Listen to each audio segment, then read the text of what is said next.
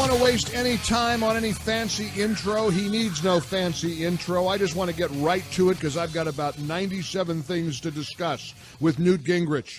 He joins us on our guest line. He's the author of the book Treason, a novel. He served as Speaker of the U.S. House. Mr. Speaker, great having you back. How are you? I'm doing great. It's always great to have a chance to talk with you there. Well, we have so much to catch up on. Yeah, I mean, there's so many things, and let's start first, if we can, with the president's promise to repeal and replace Obamacare. I'm pulling my hair out at Republicans devouring Republicans through this process. Can you help me understand the motivation behind some of these prominent Republicans who are objecting to this plan to replace and repeal Obamacare? Yeah, I think it's called the legislative process. We're just not used to it. We've had 8 years of Obama trying to ram things through no dissent or doing nothing. I mean, if he couldn't get it through on his terms, they just did nothing. So Right. We're out of the habit of realizing that, the Constitution provides for the House and the Senate to be a mess, and then they've got to get together in a conference committee and work out a mess that'll pass, and then the president has to sign it or veto it. Mm-hmm. That is how the Founding Fathers designed it. We're trying to change 1/5 of the American economy. We're trying to move it back towards conservative principles, towards free markets. The Wall Street Journal has a superb editorial today walking through how many good things there are in this bill. It is not a perfect bill. Let me be clear. This is the first of what I believe will be probably 7 or 8 steps Right. that are taken over a 2 or 3 year period. But if you want to move early on Obamacare, you have to do it as a practical matter in reconciliation, which for our listeners means that you can pass something in the Senate with 50 votes plus the vice president.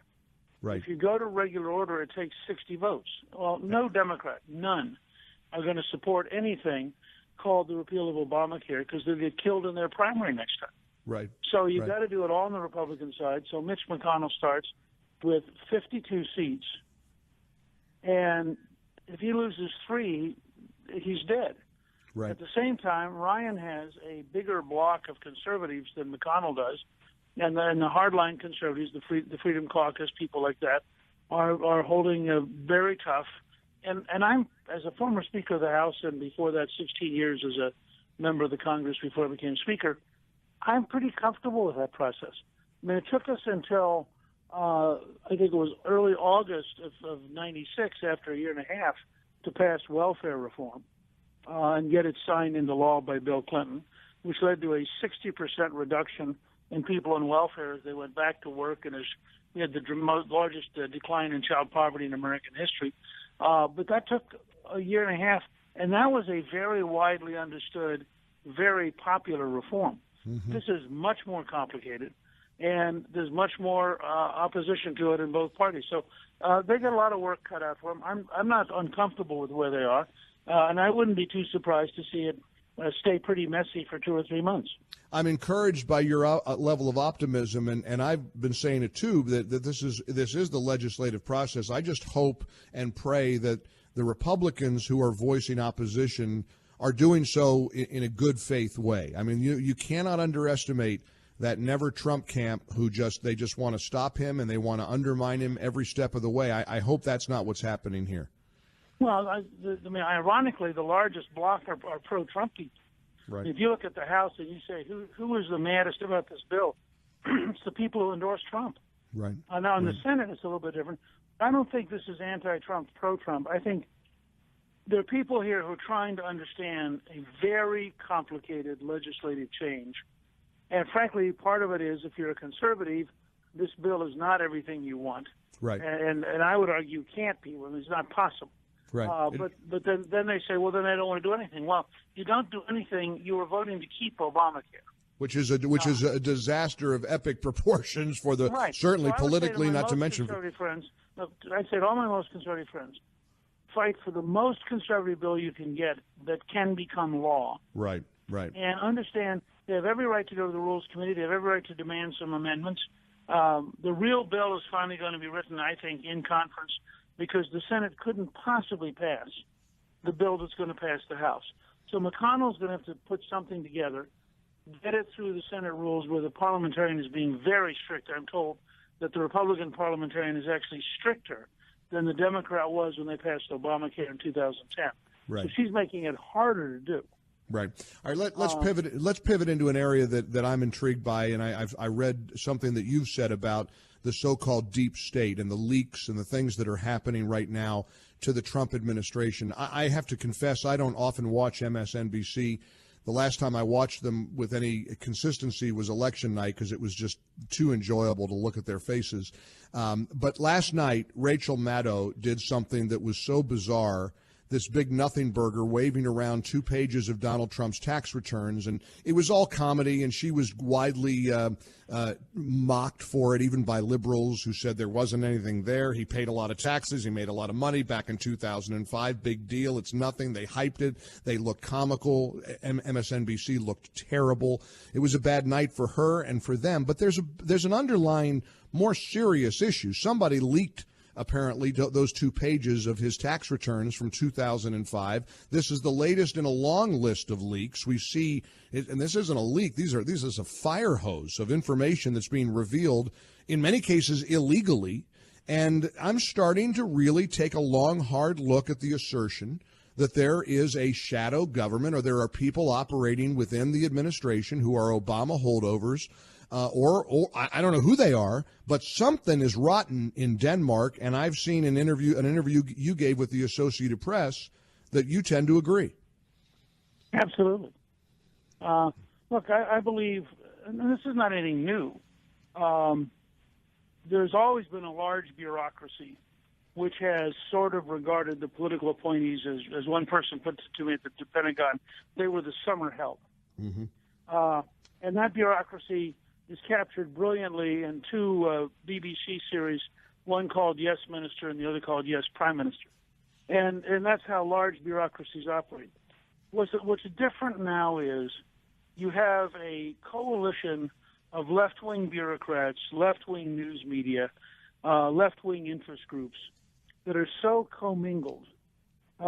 Take, for example, what Maddow did last night. The person who gave her that tax form committed a felony. So there's 5 years in jail. Right. And the Trump administration should be impaneling grand juries, and they should find the people who are doing these kind of things, and they should prosecute them. These are not games. Yeah. And I think we have to have a strategy to protect our secrets. But the deeper thing we're protecting here is the rule of law. When you have 95% of the donations given by federal employees went to Hillary, 97% of Justice, 99% of the State Department. First of all, it calls for reestablishing the Hatch Act and saying we need to get our civil servants out of politics. Mm-hmm. There's just something wrong with this whole picture. But second, what do you think they're going to be like? I mean, if you're in a bureaucracy where 97 or 99% of the people who were active for the team that lost, their whole attitude is that they have the moral right to do anything they want to. Right. Well, that's really bad. Yeah, it's terrible. It's awful. And this is on my radar now in a prominent way, and we're going to keep visiting this over and over again. Also, here at the Mike Gallagher Show, we've partnered with FLS Now, this immigrationpause.org. California yesterday, or rather Monday, joined a number of other states in challenging the Trump administration's latest travel ban as an unconstitutional overreach. This lawsuit says that the new ban on travel from 6 majority Muslim countries represents unconstitutional religious discrimination. Newt, there's no doubt in my mind the vast majority of Americans favor what President Trump is attempting to do with extreme vetting, with looking at people coming into this country from these 6 nations. This is not a ban on Muslims or a religious ban, and yet the left continues to advance that narrative. Give me your take on these states that are trying to challenge the latest executive order from the president. Well, look, I think if they want to challenge it by going to court, that's certainly in a long American tradition, and they have every right to do that. I mean, Jefferson and Madison were involved in challenging John Adams and some of his laws. So that doesn't bother me. But when they then interpose themselves, which, by the way, was something used by segregationists to defend segregation, when they start to interpose themselves and say, San Francisco will not cooperate on turning over criminal aliens to the federal government. Right. That's the point where I think the government has to cut off all funding, not just funding to the police department, all funding.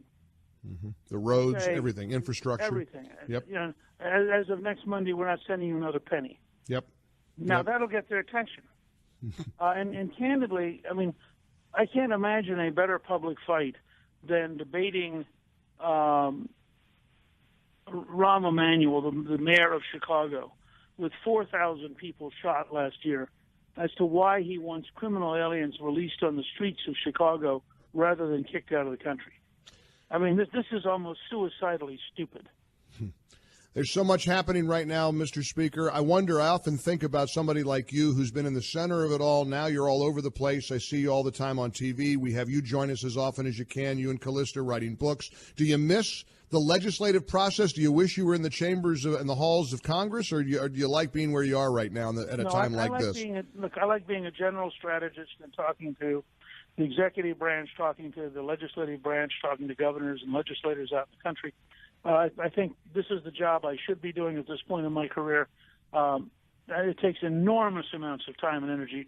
What Paul Ryan is going through, what Mitch McConnell is going through, I have great respect for them. Yep. But I did that job for a while, and it was very exhilarating and a great honor. I'm really happy to be doing what I'm doing now. Get Newt's free newsletter, GingrichProductions.com, GingrichProductions.com. Newt, always great to hear your voice. Keep fighting the good fight. Give my best to Callista. Thanks. Thank you so very much. Speaker of the House, former Speaker Newt Gingrich joining us here on the Mike Gallagher Show. And many on the left know that this executive order is not a ban on Muslims or any religion. In fact, as we said, and as Speaker Gingrich says, you want to be a city or a state that resists the law, cut off the funding. And he's right. If you believe President Trump is doing the right thing, show your support.